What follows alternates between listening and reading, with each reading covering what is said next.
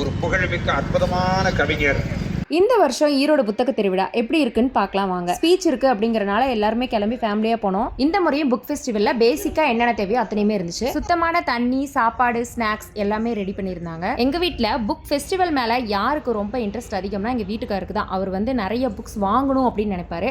ஆனா யாருக்கு உண்மையிலேயே படிக்கணுங்கிற ஆர்வம்னா எனக்கு தான். எனக்கு ரொம்ப டைம் கிடைக்கும், அதனால நான் நிறைய படிக்கணும், தெரிஞ்சுக்கணும், புக்ஸ் நிறைய வாங்குறதோட இல்லாமல் நல்லா ரீட் பண்ணணும் அப்படிங்கிற ஒரு ஆர்வம் எனக்கு தான் அதிகமாக இருக்கும். அதனால இந்த புக் ஃபெஸ்டிவலை வந்து சேலத்தில் இருக்கும்போது நான் மிஸ் பண்ணது கிடையாது.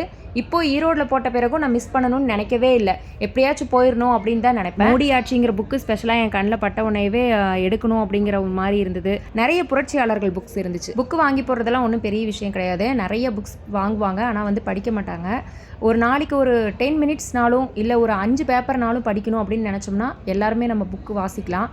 இதனால் என்ன பிரயோஜனம் அப்படின்னு ஒரு சில பேர் நினைப்பாங்க. இதனால் என்ன பிரயோஜனம்னு நான் சொல்கிறேன். 2 பேருக்கு தான் லைஃப்பில் வந்து ஒரு எக்ஸ்பீரியன்ஸ் கிடைக்கும். அது யாருன்னா நிறைய ட்ராவல் பண்ணுறவங்க, 2 நிறைய புக்ஸ் படிக்கிறவங்க.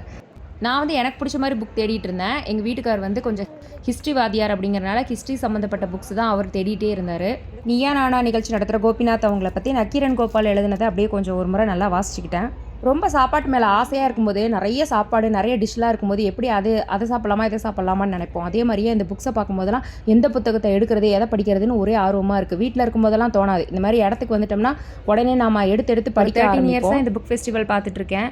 ஈரோடு சேலம் வேற எங்கேயும் நான் புக் ஃபெஸ்டிவல் பார்த்ததில்ல. இது 2 இடத்துல தான் குடியிருந்தோம். இங்கே 2 இடத்துலையுமே எப்போ போட்டாலுமே போயிடுவோம். சண்டேன்றனால நிறைய பேர் வந்திருந்தாங்க. நிறைய கூட்டமாக இருந்தது. வெளியிலையும் கூட்டம், உள்ளேயும் நிறைய கூட்டம். எங்கள் அப்பா 2ஆம் கிளாஸ் 3ஆம் கிளாஸ் படிக்கும்போது அவங்க அப்பா என்ன பண்ணியிருக்காருன்னா பத்திரிகையில் வர காமிக்ஸ் எல்லாம் வந்து வாங்கிட்டு வந்து கொடுத்துருக்காரு. முதல்ல அதை தான் அப்பா படிக்க ஆரம்பிச்சிருக்காரு. அதுக்கப்புறம் நான் எப்போயுமே எங்கள் அப்பா புக்கும் கையுமா எப்போ பார்த்துருக்கேன்னா, நான் ஸ்கூல் முடிஞ்சு வந்த உடனே எங்கள் அப்பா நாங்கள் படிக்கும்போது அவரு ஒரு புத்தகம் எடுத்துக்கிட்டு ஒரு 1 hour 1.5 hour படிச்சுட்டே இருப்பார். வீட்டுக்கார் வாங்கி வச்சிருக்க அத்தனை புக்கையும் அவரே தான் மேக்ஸிமம் படிச்சு முடிப்பார். அவர் லாஸ்ட்டாக படித்த புக்கு வந்து ஹோமோசேப்பியன்ஸ் அப்படிங்கிற புக்கை படிச்சு முடிச்சாரு.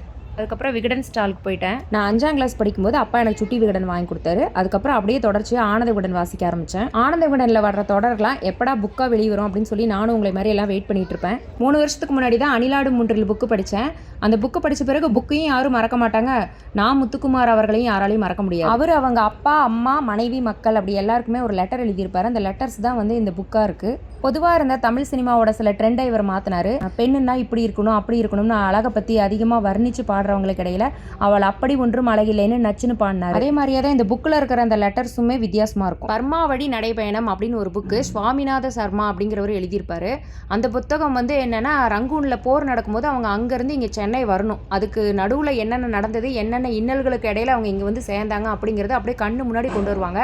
போர்னா எப்படி இருக்கும் அப்படிங்கிறது, இப்போ காலகட்டத்தில் போர் எத்தனையோ போர் நடக்குது, ஆனால் அது எப்படி இருக்குன்றதை அவர் அப்படியே கண்ணு முன்னாடி அந்த காலத்தில் நடந்ததை கொண்டு வந்திருப்பாரு. அந்த போருக்கு இடையில நாம் அங்கே மாட்டிகிட்டு இருந்தால் எப்படி இருக்குமோ அப்படி ஒரு ஃபீலிங் அதை எடுத்துகிட்டு வரும். அந்த மாதிரி எத்தனையோ பேரோட எக்ஸ்பீரியன்ஸ் இந்த புக் வந்து நம்ம கூட பேசும். ஒன்றும் இல்லை, கொரோனா பீரியடில் ஒரு 2 இயர்ஸாக நம்ம வந்து டெய்லி வந்து என்னென்ன நடக்குது அப்படிங்கிறத நோட் பண்ணிகிட்டே வந்து ஒரு புக் மாதிரி எழுதுறோம்னு வச்சுக்கலாமே.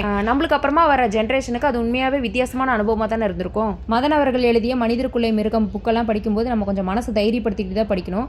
ஏன்னா அந்த அளவுக்கு கொடூர ஆட்சியாளர்கள் பண்ண கொடுமைகள்லாம் அதில் பக்காவாக எழுதியிருப்பாரு. டைரக்டர் மாரி செல்வராஜ் அவர்களின் சம்படி ஆட்டம் புக் வந்து அவர் சின்ன வயசில் அவங்க அம்மா அப்பா பண்ணையில் வேலை செஞ்சது முதற்கொண்டு இவர் படித்தது வளர்ந்தது எல்லாமே அந்த புக்கில் எழுதியிருக்காரு. இந்த மாதிரி பெரிய ஆர்டிஸ்டோட ஸ்டோரியெல்லாம் படிக்கும்போது, அவங்க வளர்ந்த கதையெல்லாம் படிக்கும்போது எப்படி இருந்து எந்த அளவுக்கு பெரிய ஆளாக இருக்காங்கன்னு நம்மளுக்கு அது ஒரு பெரிய மோட்டிவேஷனாக இருக்குது. விகடன் மேடை நேயர்கள் கேட்ட கேள்விக்கு விகடன்லேருந்து எழுதின பதில்கள் நினைக்கிறேன். வந்தார்கள் வென்றார்கள் புக்கு வந்து இப்படி கூட சுவாரஸ்யமாக வரலாறு எழுத முடியுமா அப்படிங்கிற மாதிரி சூப்பராக இருக்கும். கிமு கிபி புக்கும் அந்த மாதிரி தான் இருக்கும். நீங்கள் எல்லோரும் வாங்கி படிக்கணும். முக்கியமாக வரலாறை பற்றி தெரிஞ்சுக்கணும், நம்ம நாட்டை பற்றி தெரிஞ்சுக்கணுங்கிற ஒரு முக்கியமான ஒரு புக்கு என்னென்னா, எனக்கு ரொம்ப படித்ததில் பிடிச்சது வந்து மறைக்கப்பட்ட இந்தியா அப்படிங்கிற ஒரு புக்கு ராமகிருஷ்ணன் அவர்கள் எழுதினது. உண்மையாகவே மறைச்சிட்டாங்க அப்படிங்கிற மாதிரியே நிறைய இன்ஃபர்மேஷன்ஸ் அதில் இருக்கும். நம்மளுக்கு பாட புத்தகத்தில் படித்ததுக்கும் அதுக்கும் எந்த சம்மந்தமும் இல்லாத மாதிரியான ஒரு சில வரலாற்று ஆதாரத்தோடு அது வந்து கொடுத்துருப்பாரு. ரொம்ப நல்ல புக்கு. விஜய் அவர்களோட உடைந்த நிலாக்கள் புக்கு எனக்கு ரொம்ப பிடிக்கும். அவங்களோட புக்ஸில் வந்து நான் 1-2 பார்ட் வாசிச்சிருக்கேன். அவரோட கற்பனை படிக்க ரொம்ப சுவாரஸ்யமாக இருக்கும். ஓகே, எனக்கு தெரிஞ்ச 1-2 புக்ஸை பற்றி உங்கள் கூட பேசுகிறது எனக்கு ரொம்ப ஹாப்பியாக இருக்குது. எனக்கு நிறைய புக்கெல்லாம் பற்றியெல்லாம் தெரியாது. எனக்கு தெரிஞ்ச, நான் வாசித்த, எனக்கு பிடிச்ச 1-2 பற்றி உங்கள் கூட நான் கொஞ்சம் ஷேர் பண்ணிக்கிட்டது எனக்கு ரொம்ப சந்தோஷம். இன்றைக்கி உங்கள் சித்ராஸ் டைரியில் ஃபுல்லாகவே புக்ஸ் மட்டும்தான். நிறைய புக்ஸ் பார்த்தேன். எல்லா புக்ஸையும் என்னால் வந்து போட முடியல. மணிக்கணக்காக அங்கேயே நின்று வாசிச்சதில் பயங்கரமாக கால் வலி வேற வந்துருச்சு. குழந்தைங்க எல்லாருமே ரொம்ப டயர்ட் ஆகிட்டாங்க. லாஸ்ட்டாக சூ மந்திரக்காடு புக்கு, அப்பாவின் கடிதம், இந்த 2 புக்கும் காமெடிக்கு வாங்கி கொடுத்தேன். ஓரளவுக்கு எல்லா ஸ்டாலும் கவர் பண்ணிட்டோம் 2 நாள் வந்ததுனால. அப்புறம் அப்படியே வீட்டுக்கு கிளம்பிட்டோம். உங்களுக்கு தெரிஞ்ச புக்ஸ் பற்றி கூட நீங்கள் கமெண்டில் சொல்லுங்கள்.